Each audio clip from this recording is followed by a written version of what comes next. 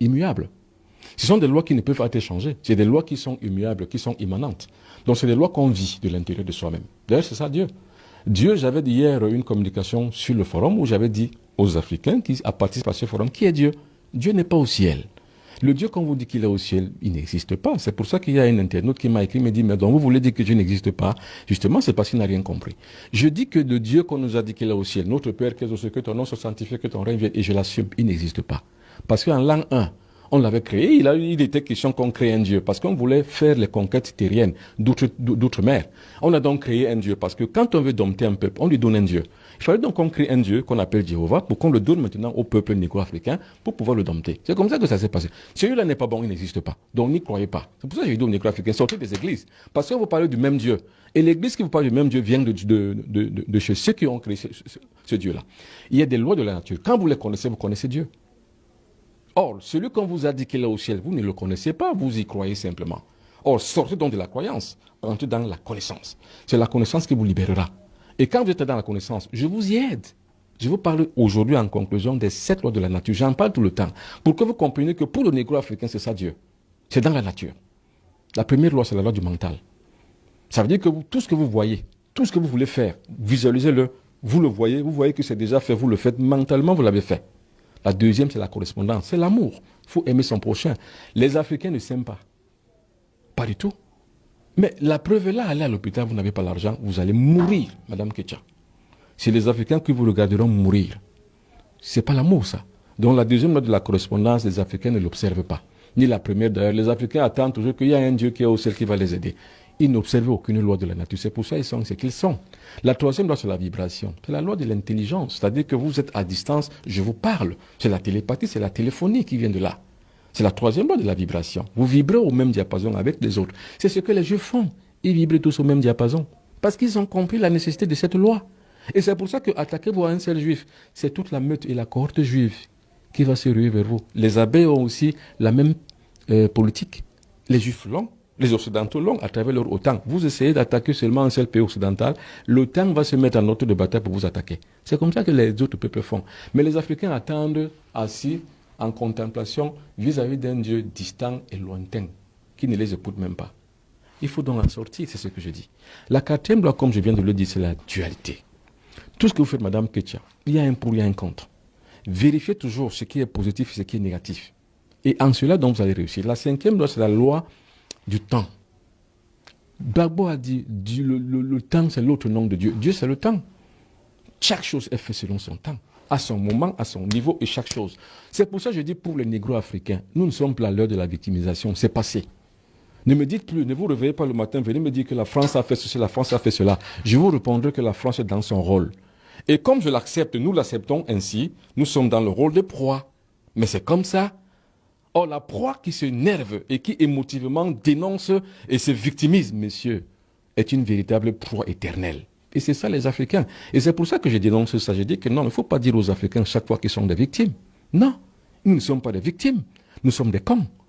Maintenant, quand vous dites à l'Africain que si cela vous arrive, c'est parce que vous êtes un imbécile, un idiot, un con, un vaurien et un sous-être humain, c'est pour lui permettre de changer. Et quand je dis changer, ça ne veut pas dire qu'on dit que j'ai changé, non. Ce sont des états de conscience supérieurs. Il faut y accéder. C'est ce que les autres peuples ont fait, c'est ce que les Juifs ont fait, c'est ce que les Chinois, les Asiatiques ont fait. Nous, on doit le faire. Nous, on le fait parce que moi, je le fais avec ceux qui viennent à mes séminaires et avec ceux qui participent avec moi à l'éclosion d'une nouvelle conscience spirituelle à travers Astra, qui est la plateforme de résistance et de transformation. Et la cinquième loi, c'est le temps. La sixième loi, c'est le genre. Il faut savoir intégrer la femme et l'homme. Voilà ce que les religions négro-africaines font. Ils excluent les femmes. Mais c'est idiot, mais c'est bête et c'est con. Allez voir les Bambombok. Bon, ce que je connais plus Bambombok, parce que je suis moi-même un Bambok. Les Bambombok, une femme ne s'assoit pas là où est les hommes. Chez les Bambombok. La femme doit être là-bas loin. Mais monsieur, vous êtes idiot et con. C'est parce que vous n'avez pas compris le loi de la nature que vous le faites. Mais madame, il faut instruire la femme. Il faut mettre la femme au devant de la scène. Parce que c'est la femme qui est plus puissante, plus énergétique que l'homme. C'est ça la loi, la sixième loi de la nature, la loi de genre. Vous avez compris ça, et la septième loi plutôt, la loi de genre. Vous avez compris ça, Madame Ketcha? Il ne faut jamais exclure une femme, mais les cons, les Africains, que ce soit au Bénin, que ce soit au Tchad, que ce soit n'importe où, c'est pas au Cameroun, n'importe où, les femmes sont exclues. Mais nous sommes dans quelle société où on exclut une partie et une vraie partie même de la population? Nous sommes même qui, en fait? On n'est rien. Parce qu'on ne connaît pas les lois de la nature. La loi des genres, Madame Ketia. Vous me regardez, vous êtes une femme. Je ne sais pas si vous le savez. C'est la femme qui porte la tradition. Dans le Mbok Bassa, nous avons 5 grandes religions. La dernière religion, c'est la plus grande. C'est la religion des femmes. La première religion, c'est la religion Ndjangumba. La deuxième, c'est le Loum. La troisième, c'est le Ngé. La quatrième, c'est le Mbok. Et la cinquième, c'est le corps. C'est la tradition chez les femmes. Et pourquoi c'est la tradition chez les femmes qui est la dernière? Madame, la femme, c'est l'éther.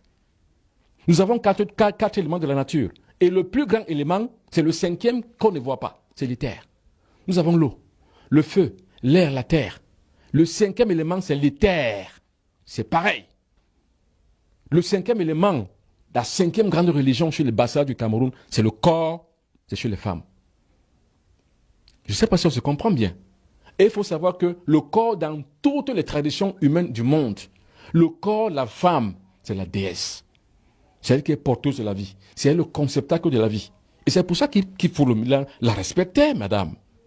Mais les Africains, les négro-africains excluent les femmes, les excisent. Mais voyez-moi des pratiques qu'on fait sur une femme.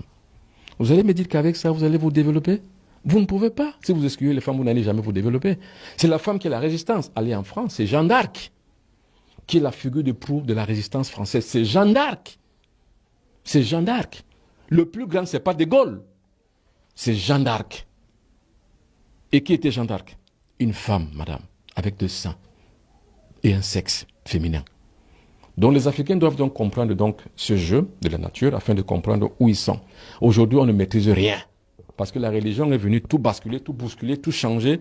Il y a des énergumènes qui vont venir dire que ouais, c'est normal qu'on sache que oui, la France, oui, non. La France n'a rien fait. La France est dans son rôle de prédateur et vous, vous êtes dans votre rôle de proie. Mais si vous voulez changer, commencez à combattre dès maintenant. Et le meilleur outil, c'est la transformation de la conscience.